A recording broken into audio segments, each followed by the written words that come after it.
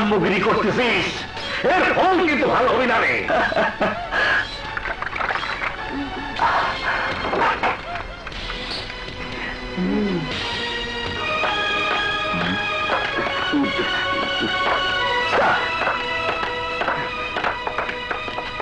জিদ্দি, MP সাহেবকে গ্রেফতার করেছো কেন?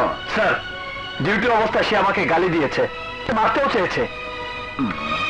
জিদ্দি, তাই বলে একজন মাননীয় সংসদ সদস্যকে গ্রেফতার করবে? পুলিশের চাকরি করে এমন পাগলামো করা ঠিক নয়। এমপি সাহেবকে ছেড়ে দাও।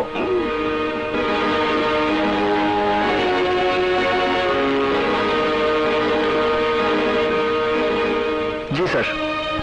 হারুন। জি স্যার, এক্ষুনি খুলতেছি। আইয়েন এমপি সাহেব।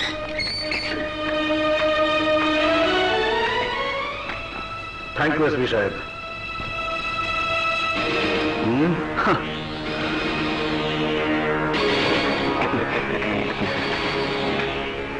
শোনো জিদ্দি, তুমি কাউকে গ্রেফতার করার আগে চিন্তা করবে তোমার হাতে তাকে গ্রেফতার করার ক্ষমতা আছে কি নেই। স্যার, আপনি কি বলতে চাইছেন তা আমি বুঝতে পেরেছি, কিন্তু অনেক বেআইনি কাজ দেখলে মেজাজ ঠিক রাখা যায় না স্যার। তারপরেও আমি আপনার কথা স্মরণ রাখার চেষ্টা করব। আসুন স্যার। জি স্যার।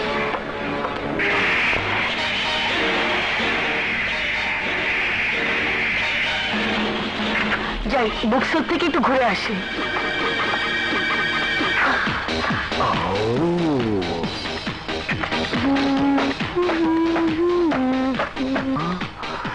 জব্বর পাশা দেখলে লোভ লাগে।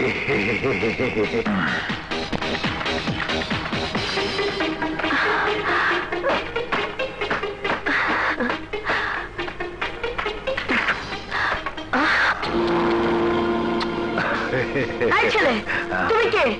আমার গাড়িতে না বলে উঠে বসেছ? পাঞ্জা আমার নাম, তুমি অবশ্য চিনতে নাও পারো, আর তোমার গাড়িতে উঠতে আমার পারমিশনের দরকার হবে না। তুমি এমন কে যে তোমার পারমিশন লাগবে না? সে তুমি বুঝবে না, চলো কোথা থেকে ঘুরে আসি। তোমার সাহস দেখে মনে হয় তুমি এই এলাকার রাজা। ঠিক বলেছো, আমি এই এলাকার রাজা।